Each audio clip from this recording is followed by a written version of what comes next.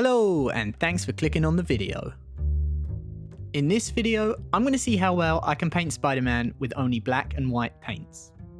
I'm cooking up another epic diorama project, but while I wait for the parts, I've decided this week that I'm going to do a fun little challenge that I've been wanting to try for a while now. The miniature I'm painting is Spider Man Noir. Think Spider-Man, but with more, and I'm going to quote what Google told me here, cynicism, fatalism, and moral ambiguity. Yeah, I don't know about all that. Basically, it's Spider-Man in 30s America, looking shady in grayscale. First thing I did on my wet palette was add the black and white paints to the corners. I'm using Army Painter Fanatic paints for this because they're matte and they're nice quality and I like them. When I started this video, I honestly thought I could get away with just having like 3 mixes between them, but you'll see, and I'll explain why later on, I had to do a lot more mixes than I initially thought. Not loads, but a fair few. I wanted to make sure I had great contrast on this mini, so I knew I'd have to go for a really dark grey and a really light grey. So the first grey I'm mixing up has mostly black with a tiny bit of white, and the second grey that you can see I'm mixing here is mostly white with the tiniest little bit of black. Be careful when you're mixing light greys, because adding even the tiniest amount of black can really shift the grey down to a middle sort of grey instead. This grey I'm mixing is very light and it's actually really close to the colour of my wet palette sheet, so it's barely visible here, but I assure you it's there. Then I knew I wanted a grey that was in the middle, so I wanted one that was roughly an equal mix, so we had a mid-grey. Here's a quick closer look at those 3 greys just so you can see how I mix them. They're the core foundation, but I'm going to need a few more shades. I knew immediately I'd need 2 more at least, and I need something in between. So basically very carefully mixing, just adding a little bit more white or a little bit more black, depending on what I felt like I needed, in order to get intermediate steps between the middle and the light.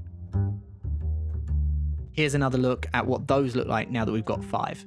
I'm gonna skip to the end here with a bit of a cheat code, and I'm going to show you how many mixes I had in the long run. So here you can see that there are actually another additional 3 mixes here, for a total of 8 mixes, as well as the pure white and the pure black paint. Interestingly, you'll be able to see that I actually made 2 new lighter mixes and only 1 new darker mix. As I was playing around, I just felt like I needed a few more options in my lighter grey, especially with some of the non-metallic metal parts on this model. I'm now going to number those mixes so that I can refer to them later on in the video so that you know which mix I'm referring to. Number 1 is my lightest grey, 2 is slightly darker, 3 and so on, so forth, until number 8 is my darkest grey mix closest to black. My first step was to take my grey mix 5, which is the middle grey that I mixed at the beginning, and was to take that and to basically do a sketch layer where I just began to sketch in the size of my areas that will be covered in light. I chose to do a slightly different light angle to the official art on the Marvel United Kickstarter pages, so my light is going to come down from the left-hand side. By using the mid-grey, I've got a significant jump in contrast between this and the base coat black. What that means is that I can really clearly see where I want all of my light areas to go. I can worry about smoothing the transitions and adding in more grey tones later, but in this stage, I can just work on exactly where all my light areas are going to be.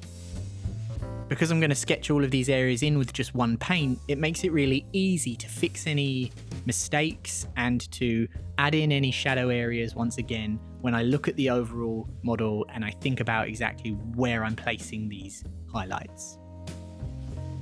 There are a number of different tricks that people use to determine where they need to place their highlights on models. Some people take a picture and look at the light reflections of their lamps above. I personally just like to use my eyes. I will point the miniature towards my eyes in the direction as if my eyes are like beams of light looking down at the miniature, and anything I can see as a surface that's facing me, I'm going to cover in that light color. And that's all I'm really doing here in these clips. I'm taking my light grey, and anywhere that my eyes can see on this side of the model, I'm covering in that grey. And when I had a sketch layer all over, this is what it looked like. Everything around the back and the sides facing away from the light, I've left in black for now. I've just grabbed a still here because I wanted to show that if you look at this miniature from the direction of the light, you should see that everything facing you is now covered in a highlight layer, with the exception of some of the parts on the right that are either bits that I'm going to paint later because they're non-metallic metal, or bits that are a little bit further away. And now I have to make sure that the wall of the base is the same. So I'm using the exact same mid-grey and I'm sketching in some rough, sketchy, textury highlights on the bricks all around the arm and the leg here. I decided that even though the wall is all kind of one angle, I wanted to make sure that lower down the wall beneath him it was much darker, and that right at the top of the wall the light was less intense. It's a bit of an artistic liberty, but I decided I wanted to do that because it makes it seem a bit more like a spotlight is focusing on him, and it just makes the whole composition, I think, is going to make it a little bit more interesting. Then to finish my initial sketch layer on the whole front of the model, I did some painting on the rocks, all the faces of the rocks that face towards the light. And then this is what the model looked like once I'd done that first initial sketch layer over the whole front side. And this is actually a great point in the paint job to take a really careful look at the miniature and decide which areas of highlight need to be bigger or smaller right here at the beginning when it's easy because it's only one paint over the base coat. So you can just put some black over it if it was too big, or you can add a bit more of this mid-grey if you need to make your highlight larger. And I did a little bit of that back and forward until I had highlights I was happy with. For the next stage, I jumped to the mix that is only slightly darker than this mid-mix. So it will be grey mix 6. Some of the decision-making process has been taken away for this stage by the first stage, and that's because all I'm going to be doing with this slightly darker mix is going around the edges of the layer that I've previously done and just adding in a block of this color on the edge of that layer. That's to smooth the transition between the black and the highlight layer so that the contrast jump is not so abrupt. I had to feel out the size and width of this layer, especially on a place like the hat, because I needed to make sure that it was wide enough that you could definitely see a bit of the transition, but it couldn't be as wide as the first layer. The way light wraps around things is not linear. The first highlight is normally the sort of biggest, takes up the most space if it's on a big flat area.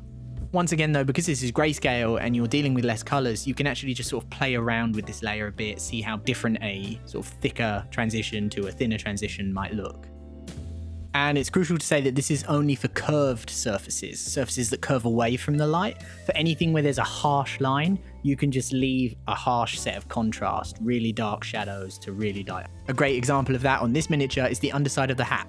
I always leave it completely dark throughout the whole of this paint job because there's a hard line on the corner of the hat. It doesn't curve away, it's a right angle. So, you can just leave the bottom of the hat really nice and dark.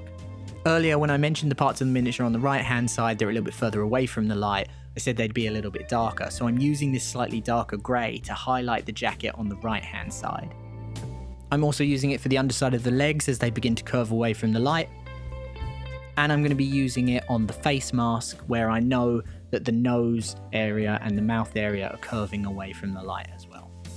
In this clip, you can see that I'm covering the lower, flowy part of the jacket in this darker grey mix than the light one I did before. It's just because it's that bit further away and down towards the bottom of the model, it would just have a bit less light on it. For the wall behind the model, I just wanted to make sure that I also did a very similar thing, so I took that slightly darker grey mix and I put it at the top and the bottom below the model. I found this stage of the miniature really fun because it allowed me to just sort of sketch around and play about with where I was putting my different values. I decided next that I would keep going darker on the model, so I grabbed what is grey mix 7, slightly darker than grey mix 6 that we just previously used, and I used this mix on all the areas next to grey mix 6. So basically what I'm doing with this is I'm trying to once again smooth that transition from the dark black areas of the shadow to these lighter grey mix 5 mid-grey areas. The more different layers of greys I put between the black and the mid-grey, the smoother the transition will look, and that's what I'm really trying to do here. By having this extra layer of a very dark grey, it will help smooth the transitions to those dark shadow areas, especially on the curved surfaces, but not on any areas where there's a sharp line of separation between the light and the shadow.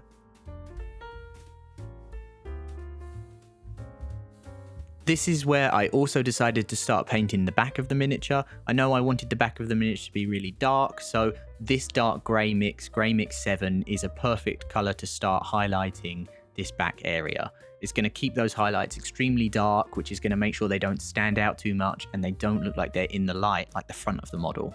But it still allows me to use this dark grey to create definition against the pure black base coat that I've got on this model.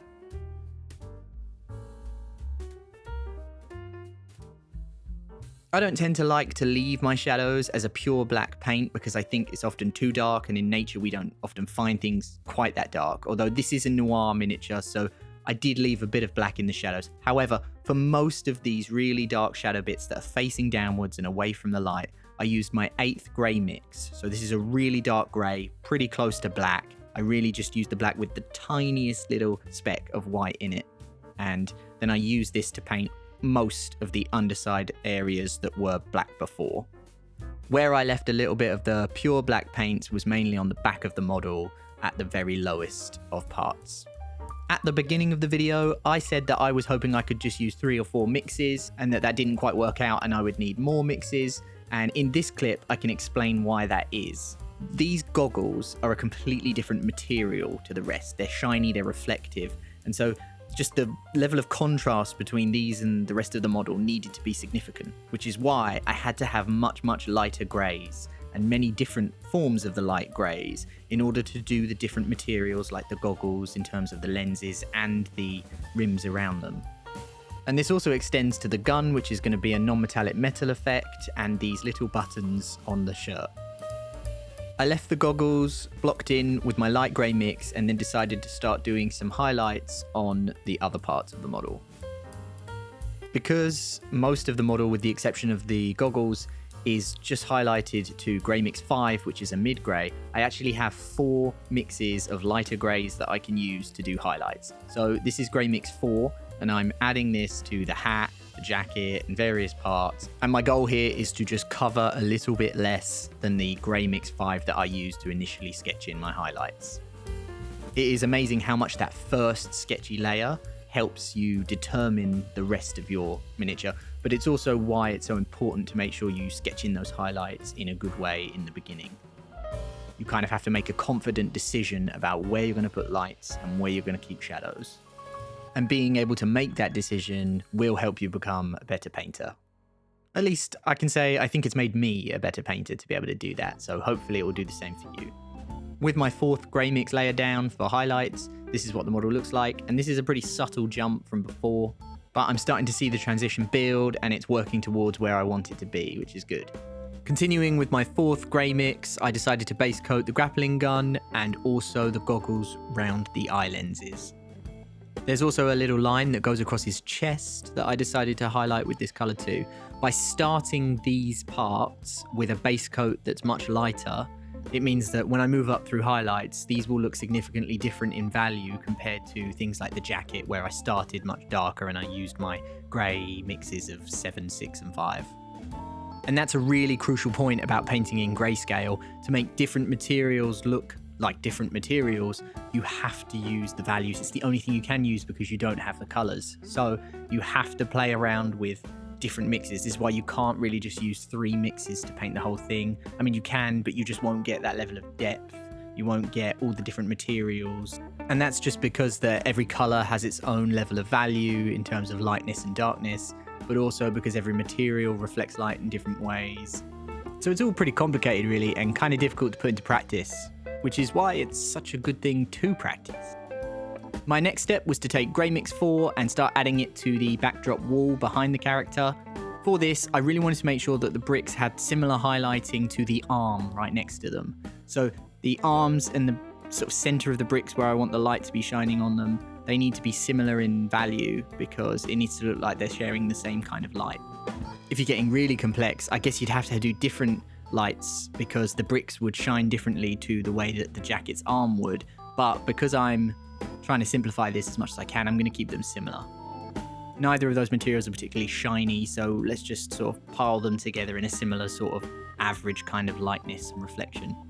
Between this clip and the last clip, I did do a bit of cleaning up and just changing slightly the size of my highlights as I was looking at it from my light angle just to make sure it was all good. But then I used grey mix 2, so a very light grey, but not quite as light as the grey that I've used in the lenses, to do edge highlights on the goggles.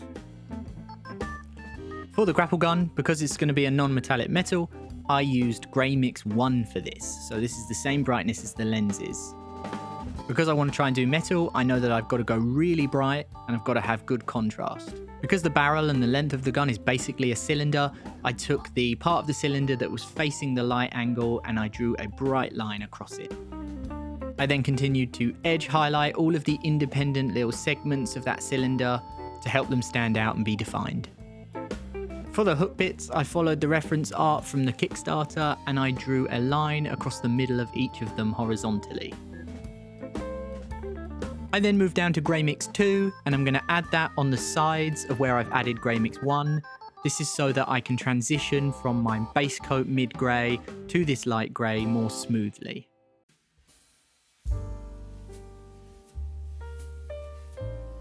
To add a lot more contrast to this metal effect, I added a darker grey mix. So I went back and I grabbed Grey Mix 6, I think it was Grey Mix 6, and then I added that to all the sort of underside areas of this gun so that I had some nice dark shadows to contrast with my light highlights. The last step on the grapple gun was to use pure white, and I'm using that very sparingly, only on 2 parts of this miniature that are very small. But just to the very top and to edge highlight some of these parts on the grapple gun, I did use pure white just to do that. After that stage, I did go back around the model and do a little bit more cleanup. There's a little bit on the jacket there where you can see I made that highlight a little bit more prominent. And there are things like that I just did all around, little tweaks, but I can't show everything or this video would be super long. So what I'm doing now is I'm going to work on the lenses. Because I used Grey Mix 1 to base coat these lenses, I took Grey Mix 2, which is just 1 step darker, and I used that to colour in the top. I was roughly about 60% of the top half of the lenses. Then for only the second and final time on the miniature, I took pure white and I added it just as a thin curved line to the bottom side of the lenses. Following that, I did 2 diagonal thin lines to create like a lens glare effect. I did that on both lenses, and when it was done, this is what it looked like. With the lenses looking way more interesting, I went round to the back of the gun and decided to do highlights there. I did them in a very similar way to the front of the gun, except I just used slightly darker versions of the greys. I didn't go quite as high, so I wasn't using grey 1 and 2, I was using more like grey mixes 3 and 4 for this instead. I was essentially trying to make these like bounce reflections on the metal. And bounce reflections are always less intense than the main ones. For the back parts of the jacket, I used my Grey Mix 6 for this. It's just a little bit darker than my initial highlight on the front side, so this works as a nice sort of highest highlight that I do on the back. This will keep the back nice and dark, but once again, defining some of those edges just to create some detail in these darker regions that would otherwise be really boring if we just left them completely dark. And if we take a quick look at the miniature, we can see the back and the front now both highlighted. That back is now starting to look nearly as bright as the front, but don't worry because the front is not finished. I'm going to be highlighting more of the front, so there will be more of a separation between the back and the front by the time I'm done. Next up, I've got to do something with the back of the brick wall. In theory, the back of this brick wall would be all in darkness considering where I've chosen my light source from, but I can't leave the whole thing in complete darkness because it would just look really boring. I took all of my darkest grey mixes, so that's 6, 7 and 8, and I started to go to town on the back of the wall. I decided to take some artistic license and I decided to put some big circular shapes, or at least a quarter of a circle, on the wall, gradually progressing from dark mix 6 at the top to dark mix 7 and 8 down below. I chose specifically really dark greys so that the effect on the back of this wall would not be a really strong one. Because the sculpt doesn't have separate bricks for the back of the wall, I couldn't use the brick textures to help me, and I didn't really want to freehand in brick textures myself, so I thought I'd go for a more damaged, sort of overall rough, scratchy look. So I knew I was going to put lots of texture, and I knew I was also going to have these layers of increasing shadow as I go down the wall. I had to play around a lot with the wall, smoothing the transitions where I had my lines because I didn't want it to appear like concentric rings. And so I used a lot of texturing and a bit of glazing to eventually mix all of this up until I had something that I'll reveal more at the end in the final spin.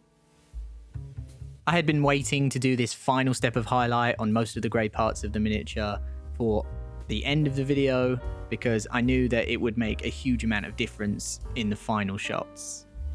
For this layer, I took my Grey Mix 3 and I started to add that in smaller areas right on the most prominent areas of the model that I want your eyes to look at. And this meant adding a small amount of this grey mix to anywhere where when I looked at the model from my light angle, I could see something that was pretty much directly facing my eyes. Then I also had to make sure I added a bit of this mix to highlight some parts of the centre of the wall.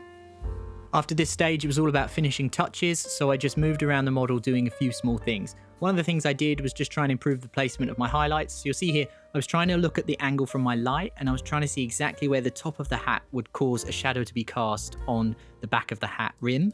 So I then went and I drew that line more straight in line with my eyes.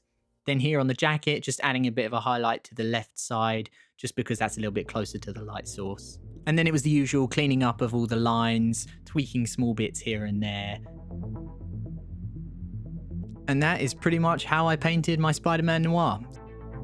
So here's a look at the final finished miniature.